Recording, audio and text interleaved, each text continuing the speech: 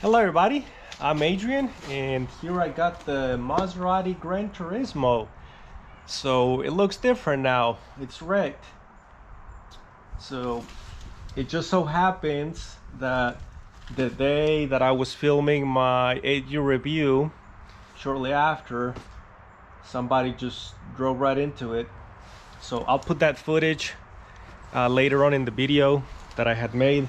So I hadn't uploaded it just because I was pretty upset about it, didn't know how the situation would turn out on this car.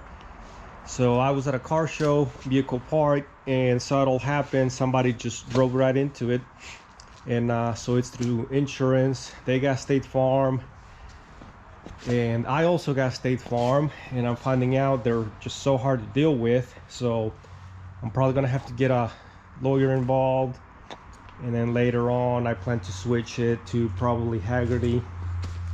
So it's been 2 months. I just now got to where I'm gonna take it to a shop. So they took a couple weeks just to accept liability.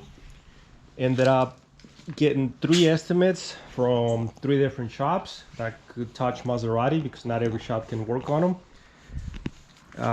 State Farm denied all 3 of my estimates. So then State Farm came and looked at the car. It's got red labeling tape on the inner tie rod. That's something from the manufacturer. Everything's original. They use that as an excuse to deny my steering rack, saying, oh, it's got duct tape, somebody's been working on it. So when the vehicle was parked, the wheels were turned this way, and the impact even made the bumper cave in. So it had a pretty hard impact, bending the inner tie rod and making the steering rack leak. That component is like $8,000. So all my estimates were in the $20,000 range. State Farm only offered $4,000 on their estimate. They also didn't include any blending, because when a fender's replaced, you gotta blend into the bumper, hood, door. So yeah, $4,000, just a slap in the face. They said I had to use one of their shops, otherwise they would only pay $4,000. Well, the shops that were on the list, I called about 20 different shops that were on State Farm's list, and after several weeks of checking with different shops, sending pictures, and later on would come to find out no, they wouldn't touch it. So luckily, just recently, I just now found a shop that's willing to work on it, that's within their network. So 2 months later, just to finally, maybe next week, I'll finally get to drop it off. So it's crazy. And there's more to it, but yeah, they just been so difficult to deal with, State Farm. So hopefully it gets fixed. I'm having to get into the car like Smokey and the Bandit. So yeah, the vehicle's been parked for 2 weeks, 2 months now.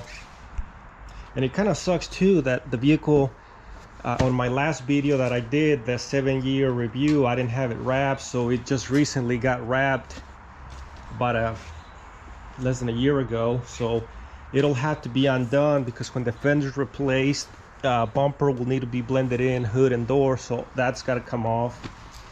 And originally I didn't buy the wrap to do this car, I just happened to have it. So this is one of my projects I got going on. It's a F-150. So I ended up taking the collision and paint program at a tech school, so that way I did my own body work and paint. So it's getting a restoration. So originally the wrap was for this truck. It's getting boost, mega squirt, air fuel module, timing control.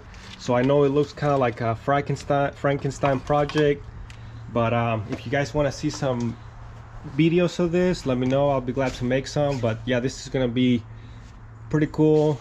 5-speed manual, short bed, single cab.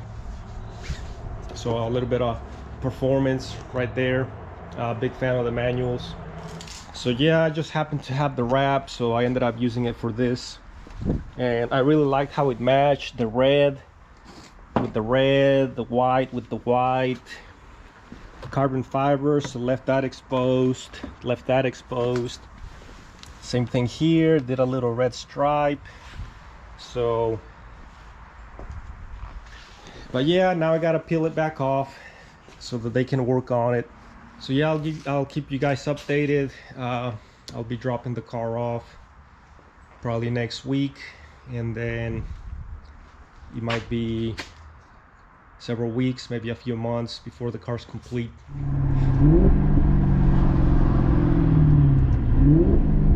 I love the downshifts of this car, and on sport mode it tends to keep the RPMs higher, so it tends to downshift a little bit more aggressive, or I can just flip it with the paddles and do it myself.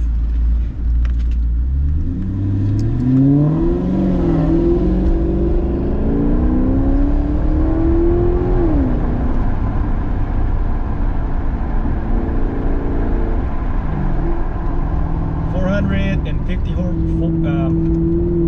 454 horsepower is what this car has.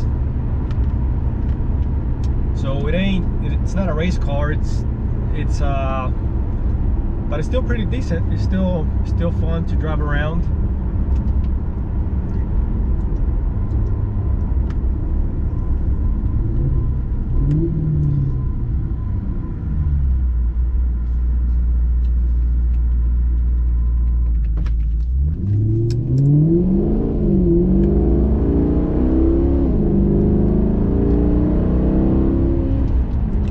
About 4,000 RPMs. Our red line's 7,500.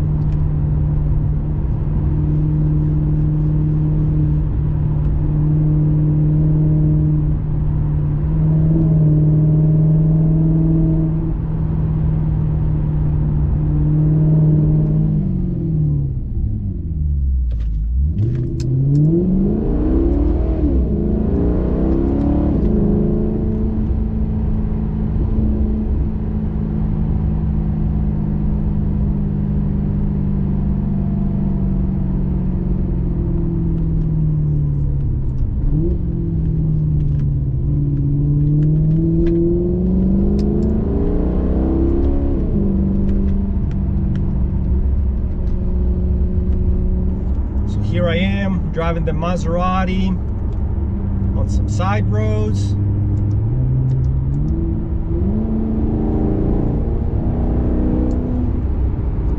I love hearing that sound, it just doesn't get old. Working it through the gears.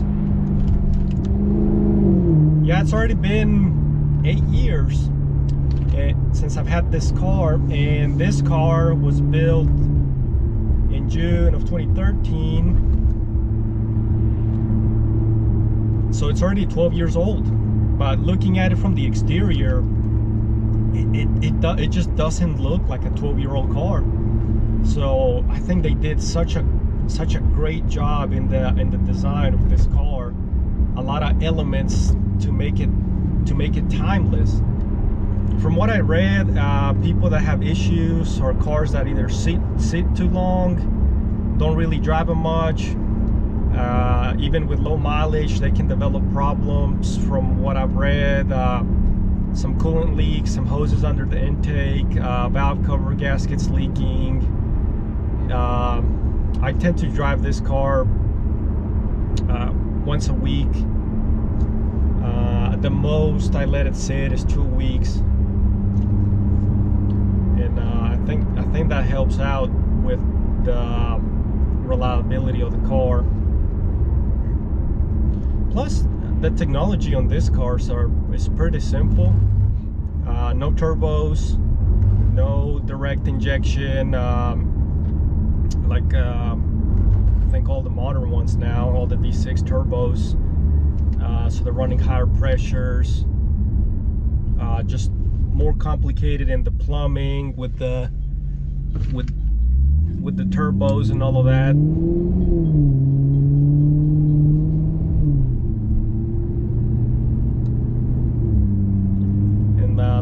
bit about the maintenance. So that's where it kind of gets expensive.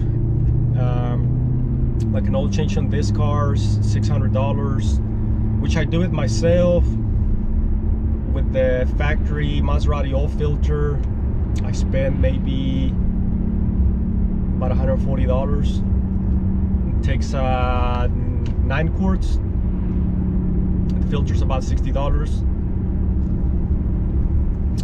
Other maintenance, I did call to see just what current prices are. Like a coolant flush, it's like $400. Differential flush is like $500.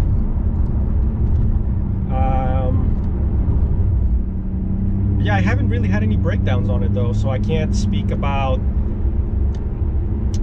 the one thing I do got going on is the little buttons in the steering wheel, but I might just leave it alone. I still got the button on the dash that I can still adjust the volume with. The horn works, so it might just be the volume that we're working on the steering wheel.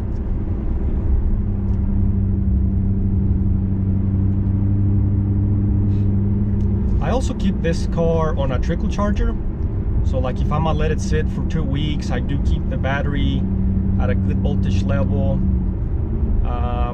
From what I read, even if the car will start up, it can put strain on the alternator, on the starter, and the alternator's under the intake. So I just prefer to keep it on a trickle charger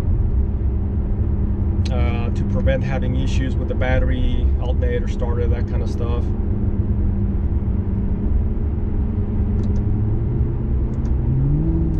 Yeah, I still love this car. Love the way it sounds.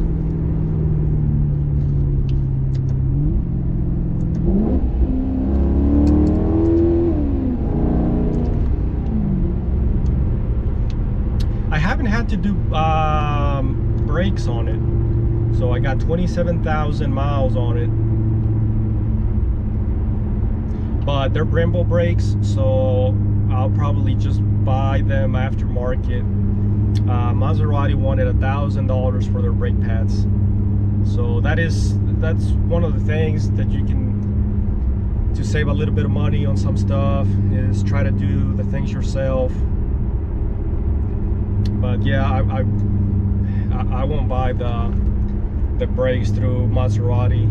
Same thing with the battery. When I did a battery, which I got it on one of my videos, I just put a regular normal Napa battery. It was like $120, but the Maserati battery was like $700 just because of the logo.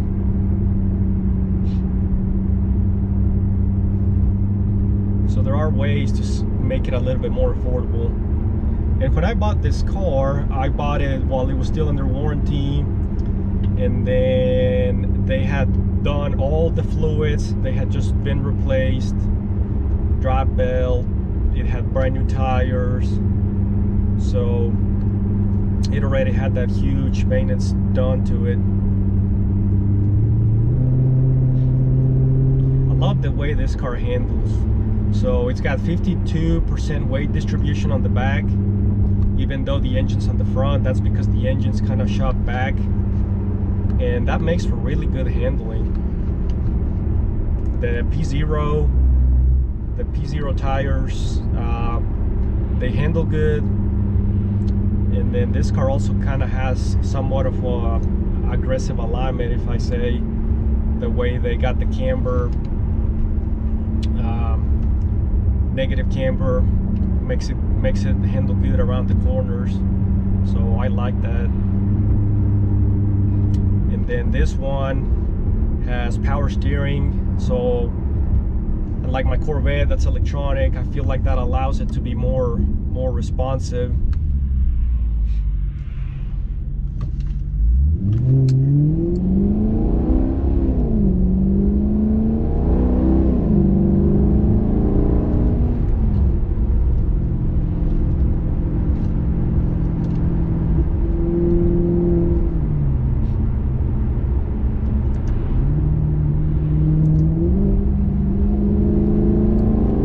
what really got my attention on this car was just how the car looks. I thought it was such a beautiful car, and even 8 years later I still think this is such a great looking car.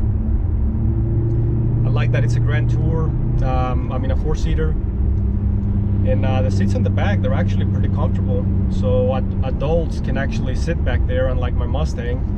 Those seats are just for children. But yeah, on this back seats, they're decently roomy.